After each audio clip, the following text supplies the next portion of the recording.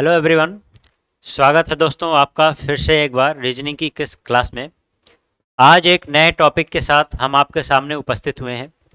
आज का टॉपिक है ऑर्डर रैंकिंग, क्रम व्यवस्था। ये भी एक बहुत ही महत्वपूर्ण अध्यायों में से एक है। अभी तक आपने इससे पहले डायरेक्शन और डिस्टेंस पढ़ा था, बहुत ही महत्वपूर्ण टॉपिक था। ये टॉपिक फिर से एक बार आपके लिए बहुत ही महत्वपूर्ण है, क्योंकि कोई भी ऐसा एग्जाम नहीं है जिसमें यहाँ से क्वेश्चन ना बनते हों। तो आइए देखते हैं इस टॉपिक को। ये टॉपिक आपका दो पार्ट में पूरी तरह से डिवाइडेड हुआ है। दो पार्ट में इस तरह से डिवाइडेड है कि इसमें दो तरह के क्वेश्चन बनते हैं। पहला आपका ये होता है जिसमें तुलना किया जाता है, तुलनात्मक क्वेश्चन होते हैं। तुलनात्मक क्वेश्चन का मतलब ये होता है कि जिसमें हम ऑपरेटर का यूज करके दो चीज़ों के बारे में कंपेयर करते हैं। कैसे? अगर कहा जाए ए ग्रेटर देन बी तो इस तरह से होता है, और कहा जाए ए लेस देन बी तो इस तरह से। ये दोनों ऑपरेटर का इस्तेमाल करते हैं। तुलना में क्या करते हैं, इस टॉपिक में क्या क्या तुलना होती है? या तो कुछ लोगों के भार की तुलना होगी, या उनके आयु की तुलना होगी, या उनके मार्क्स की तुलना होगी, या उनके टैलेंट की तुलना होगी। किसी भी चीज़ की यहाँ पर तुलना हो सकती है। ये तुलनात्मक पार्ट जो भी होता है बस ये दो चीज़ों पर बेस्ड होता है, ग्रेटर देन और लेस देन। मतलब कौन किससे ज़्यादा, कौन किससे कम। उदाहरण के तौर पे अगर कहा जाए ए बी से ज़्यादा है तो इस तरह से होगा, और कहा जाए बी सी से ज़्यादा है तो इस तरह लिखेंगे। और लेकिन अगर कह दिया गया ए डी से कम है तो इस तरह से लिखा जाएगा। तो ये है तुलनात्मक क्वेश्चन। दूसरा आपका बनता है जिसमें तुलना नहीं होती बल्कि वो पोजीशन, स्थिति या स्थान की बात की जाती है यहाँ पर। मतलब कौन व्यक्ति किसी भी पंक्ति में किस स्थिति पर या किस स्थान पर है। उदाहरण के तौर पर कहा जाए कोई व्यक्ति प्रारंभ से 10वें स्थान पर है, अंतिम से 12वें स्थान पर है, बिल्कुल बीच में। इस तरह से ये यहाँ पर नंबर्स आ रहे हैं। नंबर्स जब भी आते हैं तो ऑब्वियसली यहाँ पर कुछ ना कुछ कैलकुलेशन होगा। मतलब यहाँ कुछ ना कुछ प्लस माइनस ये सारी चीज यहाँ पर चलेगी। तो यही दो टाइप के क्वेश्चन है। सबसे ज्यादा अगर क्वेश्चन बनता है आपका तो स्थिति और स्थान पर आधारित सबसे ज्यादा तरह तरह के क्वेश्चन आपको इस पोर्शन से मिलेंगे। और सबसे ज्यादा कैलकुलेटिव क्वेश्चन इसी में है। इसमें कोई कैलकुलेशन नहीं, बस कंपेयर करना होता, सिर्फ तुलना करनी होती है। तो यहाँ पर क्वेश्चन जब भी हम सॉल्व करते हैं तो आपने देखा दो तरह के ऑपरेटर लगे। हमने यहाँ पर एक तरीका ये लिखा है कंपेयर करके, जिसको हम कहते हैं घटता हुआ क्रम। घटते हुए क्रम को इंग्लिश में कहते हैं डिसेंडिंग ऑर्डर। लेकिन हिंदी में एक और इसका नाम है। कभी कभी क्वेश्चन में घटता हुआ क्रम लिख करके आएगा, लेकिन कभी कभी क्वेश्चन में घटता हुआ क्रम ना लिख करके शुद्ध हिंदी यहां पर लिखेंगे अवरोही क्रम। तो ध्यान रखना, जब भी घटते हुए क्रम में होगा मतलब डिसेंडिंग ऑर्डर होगा तो हिंदी में इसको कहेंगे अवरोही क्रम। लेकिन अगर ये इस तरह से लिखा जाए C less than B less than A less than D तो आप देखिए ये बढ़ता हुआ क्रम है। बढ़ता हुआ क्रम जिसको हम इंग्लिश में कहते हैं असेंडिंग ऑर्डर, और हिंदी में ये होता है आरोही क्रम। ये जानना इसलिए जरूरी है क्योंकि कुछ क्वेश्चन ऐसे होते हैं जिनमें यही वर्ड इस्तेमाल किए जाते हैं, यही शब्द इस्तेमाल किए जाते हैं, और उसमें साफ साफ लिखा रहता अवरोही क्रम में करके आप बताओ कि प्रारंभ से किस स्थान पर है, अंत से किस स्थान पर है, या आरोही क्रम में अरेंज करके आप बताओ कि प्रारंभ से किस स्थान पे या अंत से किस स्थान पर। अगर आपको ये टर्म नहीं पता होंगे, कैसे अरेंज करते हैं ये नहीं पता होगा, तो आप ऐसे क्वेश्चन में फंसोगे। तो इसलिए इस टर्म को दोनों को क्लियर रखो। सबसे पहले हम तुलनात्मक की अगर बात करें तो आइए इस क्वेश्चन की बात करते हैं। यह है आपके सामने पहला क्वेश्चन तुलनात्मक से। यहां बहुत सी बातें हैं जो आपको समझना है। सबसे पहली चीज तो यह है कि हम यहां पर कोई भी ऑपरेटर यूज नहीं करने जा रहे हैं। यहां पर कोई भी ऑपरेटर हम यूज नहीं करेंगे। पहले ऑपरेटर से मैं समझा रहा हूं आपको सिर्फ समझने के लिए, उसके बाद हम सारे ऑपरेटर को हटाएंगे। क्या करने वाले जरा देखो, क्वेश्चन को समझो आप। इन्होंने कहा ए का कद बी से छोटा है परंतु सी से लंबा है। अब ये इसको देखते हुए आप इस तरह से बनाओगे कि ए का कद बी से छोटा है, तो तुरंत आप इस तरह से बनाओगे। कब? जब आप अवरोही क्रम में बनाना शुरू करोगे। लेकिन अगर आप आरोही में बनाओगे तो आप इस तरह से बनाओगे। आगे जब आप बढ़ते हो फिर इन्होंने क्या कहा, परंतु सी से लंबा। बात किसकी, ए की चल रही थी। ए का कद बी से छोटा है परंतु सी से लंबा है। ए अगर सी से लंबा है तो ऑब्वियसली ए को आप बड़ा कहोगे और सी को छोटा, इस तरह से बनाओगे, लेकिन यहां पर इस तरह से बनेगा और यही प्रक्रिया चलती रहेगी। सपोज करो बीच में यहां पर, जैसे यहां पर देखो इन्होंने कहा डी का कद ए से छोटा है, डी का कद ए से छोटा है, लेकिन अब यहां ये नहीं समझ में आ रहा आपको कि डी का कद ए से छोटा है तो यहां पर रखें या फिर यहां पर रखें, कहां पर रखें। तो ये कंफ्यूजन यहां पर, अगर मान लो डी को यहां पर रखना पड़ जाए तो कैसे रखेंगे, हमने तो ऑलरेडी ऑपरेटर लगा रखा है यहां पर। तो ये बस ऑपरेटर को हटाने का यही एक तरीका हमने इसलिए कहा कि ऑपरेटर हटाओ, क्योंकि ऐसे क्वेश्चन में अगर आपका डायग्राम प्रॉपर नहीं होगा तो आप आंसर प्रॉपर नहीं निकाल पाओगे, उलझ जाओगे, थोड़ी देर तो आप डायग्राम में ही अपना टाइम बिता दोगे। तो इसलिए इन सारे ऑपरेटर को हटाना है। ऑपरेटर को हटा करके हम क्या यूज करने वाले, कौन सा तरीका हम अपनाएंगे, वो मैं आपको बताने जा रहा हूं। यहां पर हम लोग एक कन्वेंशन का यूज करेंगे, एक परिपाटी का यूज करेंगे। इसमें क्या करने वाले हैं, जो भी व्यक्ति किसी भी मामले में बड़ा होगा उसको आगे रखो, उससे छोटा उसके बाद रखो, फिर उससे छोटा, उससे छोटा, फिर उससे छोटा। ये कन्वेंशन मतलब ये डिक्रीजिंग ऑर्डर, जिसको हम लोगों ने कहा था हिंदी में अवरोही क्रम या डिसेंडिंग ऑर्डर। तो अवरोही क्रम का ही कन्वेंशन हमें ये यूज करना है। इसी क्रम में ही सबको हम रखते हुए चले जाएंगे बिना किसी ऑपरेटर को लगाए हुए। हमारा आंसर एक बार में ही आने वाला है, जरा देखिएगा।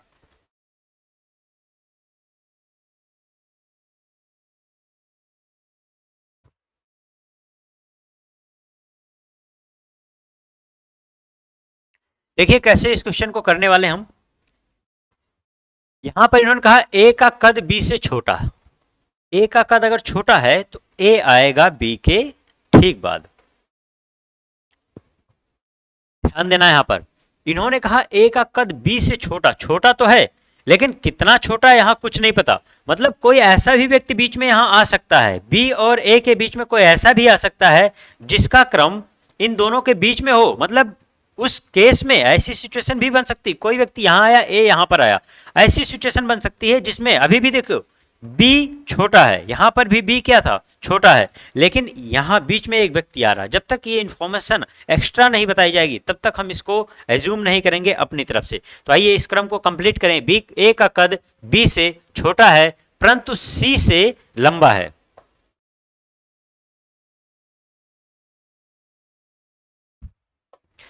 ए का कद बी से छोटा है परंतु सी से लंबा है, तो इसका मतलब सी उससे छोटा है। फिर उन्होंने कहा डी का कद ए से छोटा है परंतु सी से लंबा है। ध्यान देना, ए से छोटा परंतु सी से लंबा, इसका मतलब डी यहां पर है। यही फायदा होता है। अभी हमने ऑपरेटर नहीं लगाया, बस मैं नाम लिख रहा हूं। देखो कितनी आसानी से सब कुछ लिखते हुए हम आगे बढ़ रहे हैं। यहां पर आगे इन्होंने क्या बोला, डी का कद ए से छोटा है परंतु सी से लंबा है तथा ई का कद बी से छोटा है। ई का कद अगर बी से छोटा है तो ध्यान देना आगे और कोई इंफॉर्मेशन यहां पर दिया गया, किंतु ए से लंबा है।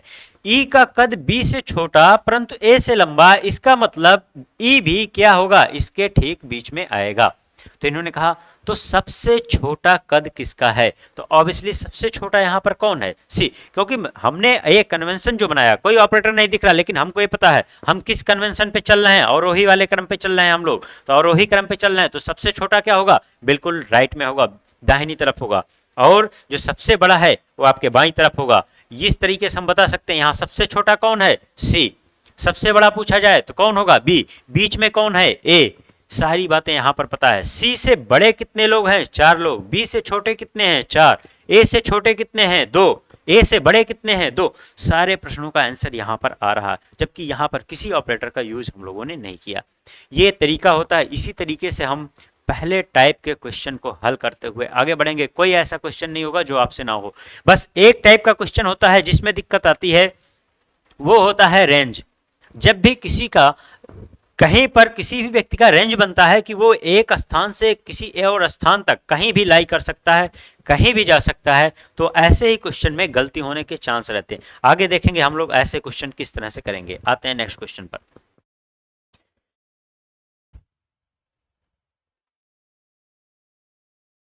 ये क्वेश्चन देखिए आप लोग, यहां पर कहा गया है ए बी सी डी, यहां पर मिसिंग है ई। ए बी सी डी व ई, ए बी सी डी व ई प्रत्येक के पास अलग अलग धनराशि है। सी के पास केवल ई से अधिक धनराशि है, बी के पास डी से अधिक परंतु ए से कम धनराशि है। इनमें से किसके पास सर्वाधिक धनराशि है? फिर से यहां पर तुलना किया गया, किस चीज की? धनराशि की तुलना हुई है। फिर से हम उसी तरीके से बनाएंगे असेंडिंग ऑर्डर का क्रम। इन्होंने यहां से शुरुआत किया, सी के पास केवल ई से अधिक धनराशि है। बहुत अच्छे से समझना होगा इसको। सी के पास केवल ई से अधिक है, इसका मतलब बाकी सबसे कम है सी के पास। तो मैं ऐसे कह सकता हूं ई के पास सबसे कम है और उसी से अधिक सी के पास है और फिर इधर कोई और नहीं है। बाकी सब जितने लोग आएंगे सब सी से पहले आएंगे। बस पहली लाइन का इतना मतलब है।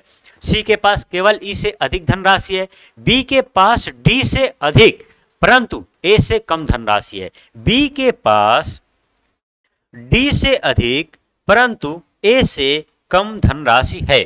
इतनी सी कहानी। फिर आगे इन्होंने क्या कहा, इनमें से किसके पास सर्वाधिक धनराशि है? तो ऑब्वियसली देखो ये तीनों तो यहीं पे आने वाले थे, इन दोनों का स्थान भी फिक्स था, सबके स्थान फिक्स हो गए। 5 लोगों की बात हुई थी, सारे नाम लिख दिए गए। इसका मतलब ए ही है, सबसे आगे यही रहने वाला।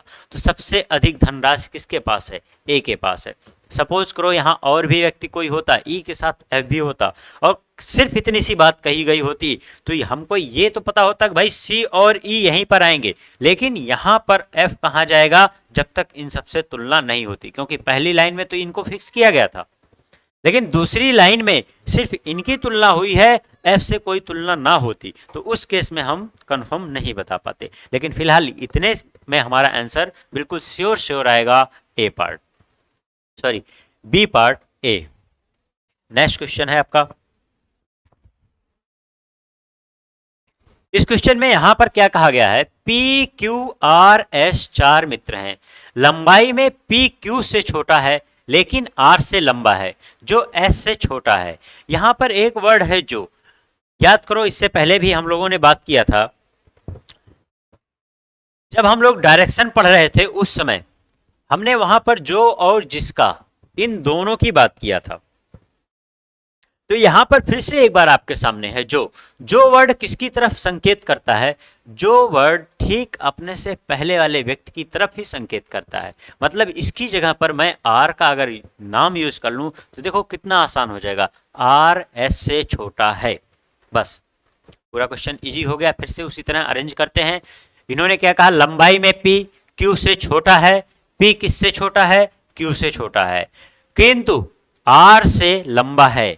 किसकी बात चल रही थी, पी की। किससे लंबा है ये, आर से। और आगे फिर आर के बारे में इन्होंने क्या कहा, आर एस से छोटा है। आर अगर एस से छोटा है तो ध्यान देना, बहुत लोग इसी में गड़बड़ करते हैं। क्या करते हैं, जब कहा गया आर एस से छोटा है तो आर को एस को यहीं पर बना देंगे, कहेंगे आर एस से छोटा। लेकिन यहां पर अगर आप क्वेश्चन देखो तो कहीं पर क्वेश्चन में एस की तुलना पी से की ही नहीं गई है कि एस पी से छोटा है या बड़ा, कहीं से नहीं पता चल रहा।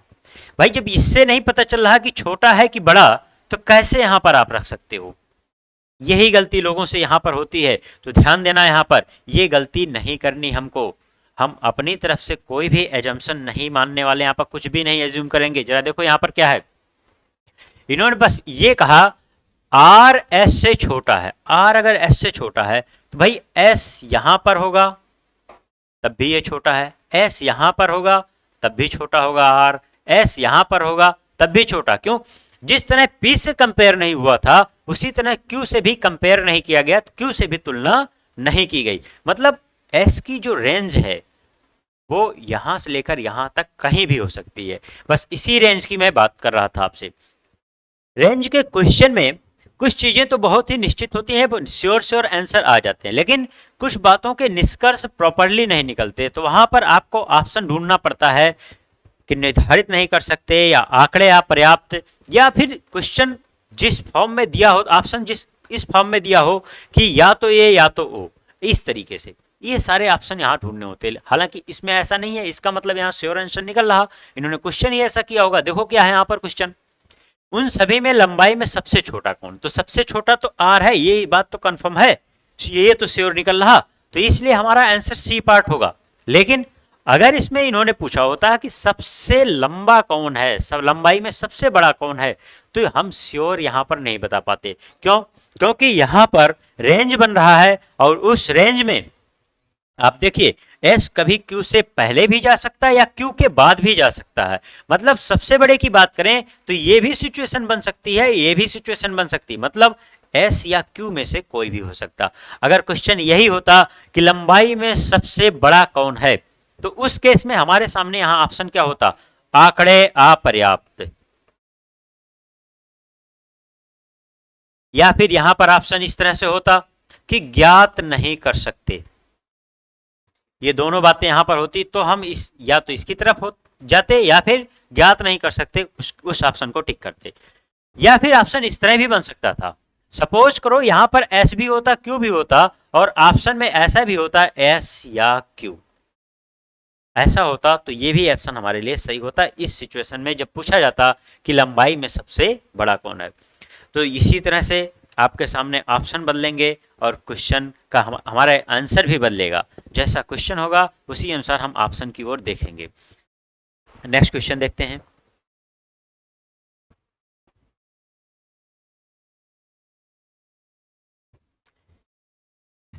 इन्होंने कहा एक परीक्षा में ए बी सी डी, सी व डी को अलग अलग अंक प्राप्त हुए, बी ने सी और डी से अधिक अंक प्राप्त किए। ध्यान देना यहां पर बी ने सी और डी दोनों से अधिक अंक प्राप्त किए। तो मैं इसको ऐसे कह सकता हूं बी सी से अधिक अंक प्राप्त किया, डी से अधिक तो प्राप्त किया लेकिन सी और डी का कुछ नहीं पता।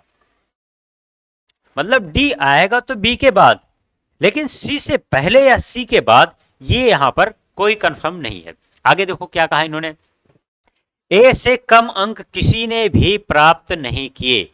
मतलब सबसे कम अंक कौन प्राप्त किया? ए। ऑब्वियसली इसका मतलब ए यहां पे आएगा तो डी भी इससे पहले इसके बाद, चार लोग ही तो थे, चारों का नाम आ चुका है यहां पर, तो मतलब डी या तो ये वाली जगह पे जाएगा या तो ये वाली जगह पे जाएगा, बस यही होगा। क्वेश्चन इन्होंने क्या कहा, इनमें किसने अधिकतम अंक प्राप्त किए? तो अधिकतम का आंसर हमारे पास है, कौन है? बी। देखो कंफ्यूज करने के लिए इन्होंने सारी चीज दे रखा है। क्वेश्चन को एक बार ध्यान से देख लो, क्या कहा इन्होंने, बी ने सी और डी से अधिक अंक प्राप्त किए, देखो उससे अधिक है। ए से कम अंक किसी ने भी नहीं प्राप्त किया, सबसे कम अंक ए ने ही प्राप्त किया इसका मतलब। और इनमें किसने सबसे अधिक प्राप्त किया? बी हो गया। रेंज तो बनाया डी का, लेकिन क्वेश्चन ऐसा पूछा जिसका सटीक आंसर है, और सटीक आंसर के बाद भी इन्होंने देखो ऑप्शन किस तरह रखा, बी सी या डी ज्ञात नहीं किया जा सकता। मतलब कि आपको उलझाने के लिए, ऑप्शन में भी उलझाने के लिए इन्होंने इस तरह का ऑप्शन दे रखा। तो आपको फंसना नहीं, इस तरह से ध्यान देना बस। रेंज से अगर क्वेश्चन, अगर इसमें ऐसा क्वेश्चन होता सबसे छोटा कौन है, तब भी आंसर श्योर होता हमारे पास। सबसे कम अंक किसने प्राप्त किया, तो भी आंसर श्योर होता ए। लेकिन अगर क्वेश्चन ऐसा होता कि लास्ट से सेकंड, या मतलब सबसे कम की तरफ से दूसरा कौन है, तो हम श्योर नहीं बता पाते, या सबसे अधिक की तरफ से दूसरा कौन है तो श्योर नहीं बता पाते। यहां पर तीसरा अगर पूछ लेता तो भी श्योर नहीं है। क्यों? क्योंकि सी का स्थान कभी यहां हो सकता है, कभी इधर हो सकता है। डी अगर पहले आ गया सी से तो तीसरे पे सी आ जाएगा, लेकिन अगर डी सी के बाद आ गया तो तीसरे पर डी आ जाएगा। तो बीच में ही बस डेटा क्लियर नहीं हो रहा क्या चल रहा, बाकी ये लास्ट में और स्टार्टिंग में क्लियर है। बीच से क्वेश्चन आएगा तब यहां पर ऑप्शन ध्यान देना होगा आपको, ऐसे में ऑप्शन गड़बड़ होता। नेक्स्ट क्वेश्चन देखो,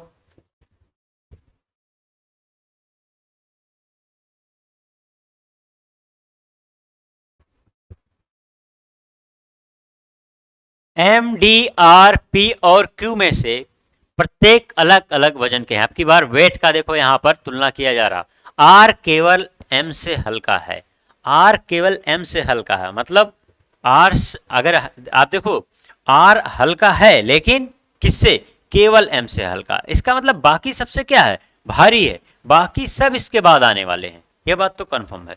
और ये भी कंफर्म है कि भाई अब इधर कोई नहीं आने वाला, मतलब एम से भारी कोई है भी नहीं, क्योंकि आर केवल एम से हल्का है। अगर एम से भी कोई भारी आ गया तो उससे भी तो हल्का हो जाएगा यार।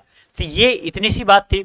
और ध्यान दो यहाँ पर, इसका भी ध्यान रखा करो आप, यहाँ पर 5 लोगों की बात हुई थी, 2, यहाँ पर 3 लोग आने वाले हैं। इन तीनों में से तुलना किस तरह से हुई है ये देखना होगा आपको आगे।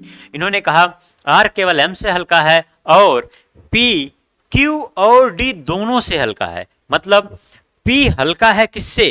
क्यू और डी दोनों से। तो ध्यान दो, 3 की ही तो बात थी। तो Q और D में से Q और D की बात की जाए तो Q और D P से पहले आएंगे, लेकिन इन दोनों में कौन कहां आने वाला कुछ नहीं पता।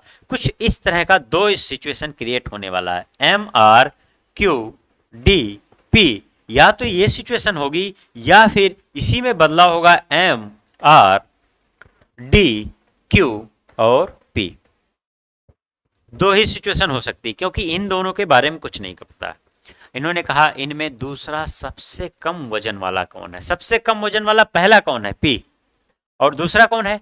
क्या मैं श्योर बता सकता हूं, जी नहीं। दो सिचुएशन थी। ये चीज बस समझने के लिए मैंने आपके समझने के लिए 2 बार बनाया। एग्जाम में हमें बस एक बार में ही ये चीज देखनी होगी कि भाई सबसे लास्ट भी क्लियर है, सबसे ज्यादा भी क्लियर है, ये सेकंड प्लेस भी इधर से क्लियर है ज्यादा की तरफ से। बस ये दोनों प्लेस क्लियर नहीं है कि यहां पर कौन आगे पीछे होने वाला, क्योंकि डी और क्यू का कंपेयर नहीं हुआ था। तो इसलिए दूसरा सबसे कम वजन किसका हो सकता है, या तो डी का होगा या तो क्यू का होगा। अब यहां पर देखो ऑप्शन अगर आप ध्यान दो तो आंकड़े आप पर्याप्त भी दिया है, क्यू या डी भी दे रखा है, दोनों दे रखा है। एक्चुअली बैंक का क्वेश्चन था, इसलिए यहां पर 5 ऑप्शन है आपके सामने। तो यहां पर देखो दोनों ऑप्शन दे रखा है। अब आपके ये नहीं समझ में आएगा कि किसको टिक करें। आंसर तो हम अभी तक तो दोनों देख रहे थे कि भाई ये भी हो रहा था, ये भी हो रहा था। जब ऐसी सिचुएशन आती है तब यहां पर जहां पर कुछ डेटा के साथ बात की गई है वही हमारा सटीक आंसर होता है, सबसे अप्रोप्रिएट आंसर होता है। क्योंकि हमने निकाला भी तो वही है, डी या क्यू में से ही कोई हो सकता है। तो इसलिए ये कहना ज्यादा सही होगा। अगर ये नहीं होता, इसकी जगह पर ये लास्ट ऑप्शन ही होता, तब हम इसको टिक करते आंकड़े अपर्याप्त हैं। लेकिन जब ये डेटा यहां पर दिया गया है तो आप इस डेटा की तरफ जाओगे, तो इसलिए आंसर यहां पर होगा 4th। नेक्स्ट क्वेश्चन की बात करते हैं।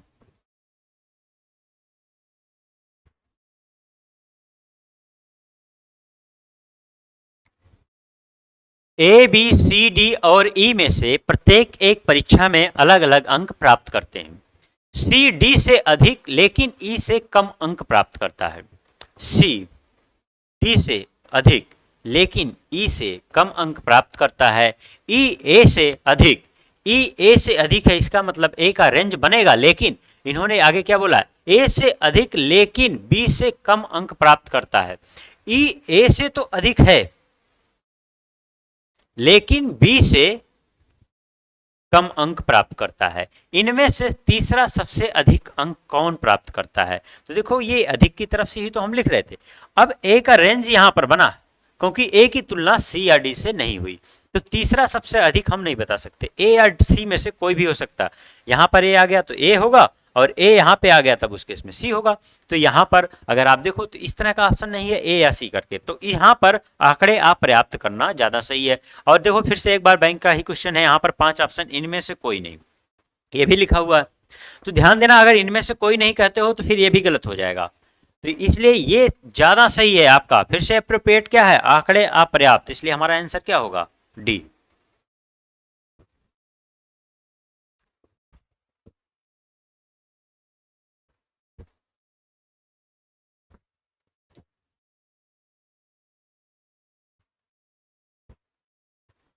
इस क्वेश्चन में देखो क्या बोला, ए बी सी डी और ई में से सारे के सारे अलग अलग समय पर स्कूल पहुंचते हैं। आपकी इनके टाइम का कंपेयर होने वाला। सी डी व ए से पहले और केवल बी के बाद पहुंचता है।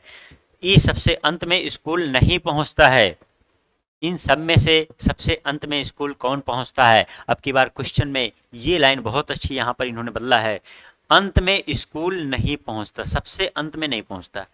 भाई सबसे अंत में नहीं पहुंचता इसका मतलब ये नहीं है कि सबसे पहले पहुंचता है, बस वो सबसे अंत के स्थान पर नहीं होगा, बाकी वो कहाँ होगा कुछ नहीं पता। इसका ये मतलब ना निकाल लेना कि ये सबसे पहले पहुंच रहा है, सबसे अंत में नहीं तो सबसे पहले, ये निष्कर्ष निकालना गलत होगा। आइए अरेंज करते हैं इसको। इन्होंने क्या बोला, सी डी व ए से पहले, सी डी से भी पहले है। तो देखो अगर मैं ऐसे बनाऊं इसको, सी डी से पहले है और ए से भी पहले है, तो मतलब ए का और डी का क्लियर नहीं है। ए डी से पहले या बाद में कहीं एक ही रेंज बना सकते हैं हम इस तरह से। और केवल बी के बाद पहुंचता कौन, सी। सी अगर केवल बी के बाद पहुंचता है तो इसका मतलब बी से पहले फिर कोई और नहीं पहुंचा था। जब भी इस तरह की सिचुएशन बने कि एक तरफ की पोजीशन लॉक हो रही हो तो उसको लॉक करो, इससे कंफर्म हमें ये होता है। देखो क्या है, 4 लोगों का नाम लिया गया, कुल यहाँ पर कितने लोग थे? 5 लोग। इसका मतलब एक व्यक्ति है जो कहाँ जाने वाला है, वो इधर ही कहीं आने वाला है, BC तक तो कुछ नहीं बदला होगा। यहीं पर, यहाँ पर कहीं पे अगर तुलना हो गई तीसरे की, पांचवें की, तो हम उसको वहां पर रखेंगे।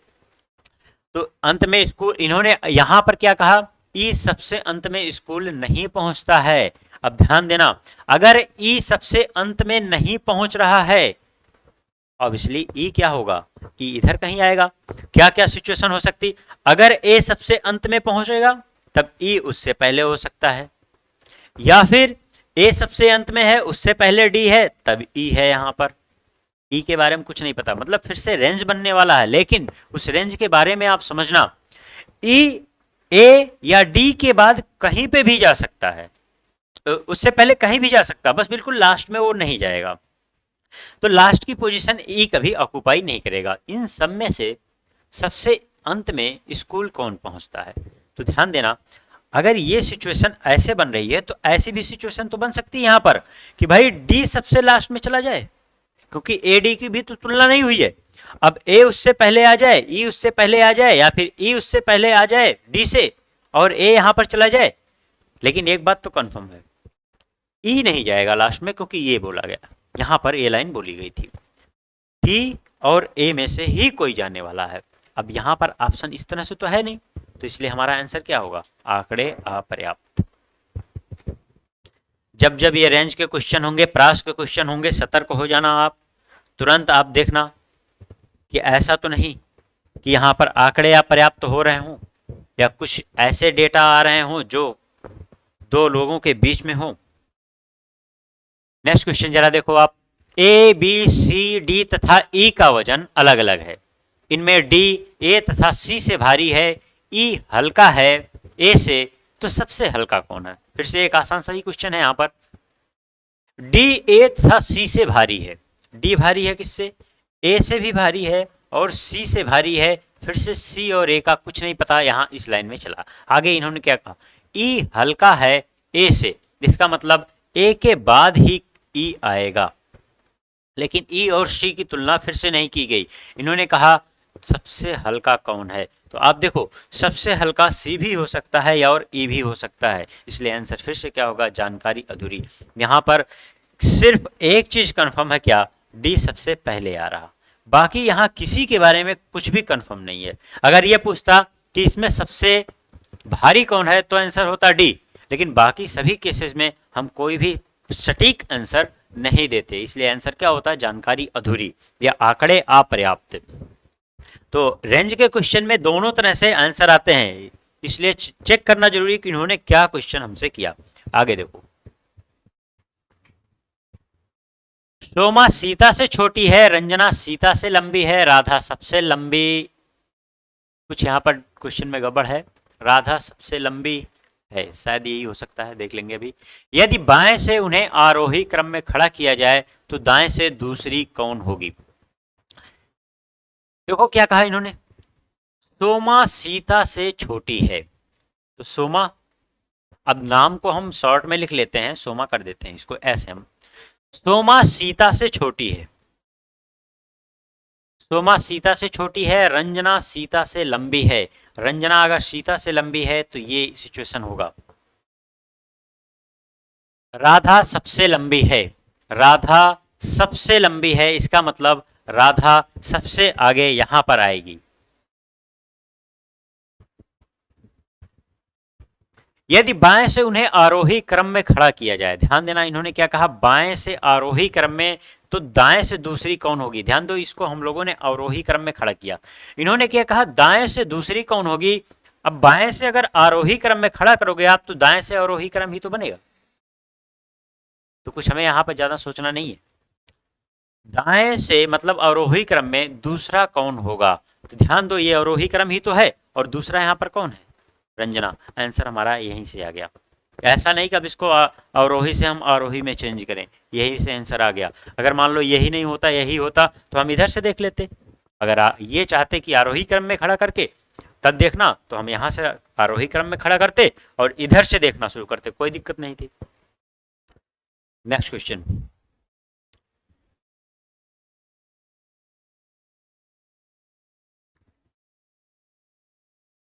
देखो यहाँ इस क्वेश्चन में इन्होंने जो बताया है, कहा एक सीढ़ी पर चढ़े हुए हैं,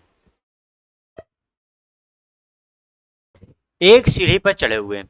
देखो ये सिचुएशन होती है, अभी तक आप लोग जो पढ़ रहे थे इससे पहले क्वेश्चन आपने देखा वो लीनियर था, बिल्कुल एक लाइन में सब बैठ रहे थे, अरेंज हो रहे थे, वहां पर तुलना हो रही थी, जो भी एक लाइन में हो रही थी। अब जब तुलना होती है इस तरह से कि स्ट्रक्चर आपका वर्टिकल बनता, तो क्या क्या सिचुएशन, जैसे यहाँ पर इन्होंने कहा स्टेयर, सीढ़ी की बात कर दी इन्होंने, एक ये वाली सिचुएशन होती है जहां पर सीढ़ी पर बैठाते हैं या सीढ़ी पे चढ़े हुए हैं, एक ये वाला होता। दूसरा आपका ये होता है जहां पर सेल्फ होती है, अलमारियां रखी हो, अलमारियों में बुक की बात की जाती है कि कौन सी बुक किसके ऊपर रखी गई है। या फिर बिल्डिंग होती है, उसमें ये बताते हैं किस मंजिल पे कौन रह रहा, मंजिल ऊपर नीचे यहाँ पर बताते हैं। ये सारे क्वेश्चन जो भी होते हैं आपके वर्टिकल के होते हैं। एक रैंक वाला भी बनता है, बताया जाता है कौन रैंक में किससे ऊपर है, कौन किससे नीचे है। ये सभी क्वेश्चन जो होते हैं वर्टिकल स्ट्रक्चर के होते हैं, लंबवत के होते हैं। और अभी तक जो हम लोग पढ़ रहे थे लीनियर पढ़ रहे थे, रैखिक पढ़ रहे थे। तो देखो इन दोनों में कोई विशेष अंतर नहीं है। यहाँ पर इन्होंने कम ज़्यादा बताया था तो हम लोगों ने तुलना कर लिया था आरोही और अवरोही का। और यहाँ पर देखो, यहाँ पर अगर बताया जाएगा तो ऊपर और नीचे बताया जाएगा। जरा देखो यहाँ पर देखो ऊपर वर्ड यूज हुआ है, नीचे वर्ड यूज हुआ है। तो जब वर्टिकल होता है, लंबवत सिचुएशन होती है, लंबवत स्थिति होती है, तब क्या होता है, यहाँ पर ऊपर और नीचे आता है। जब ऊपर और नीचे आता है तो कोई दिक्कत नहीं, ऊपर को ऊपर रखो, नीचे को नीचे रखो, वो तो और भी आसान आपके लिए बन जाता है। आओ इसको हम लोग अरेंज करते हैं, देखते हैं क्या है।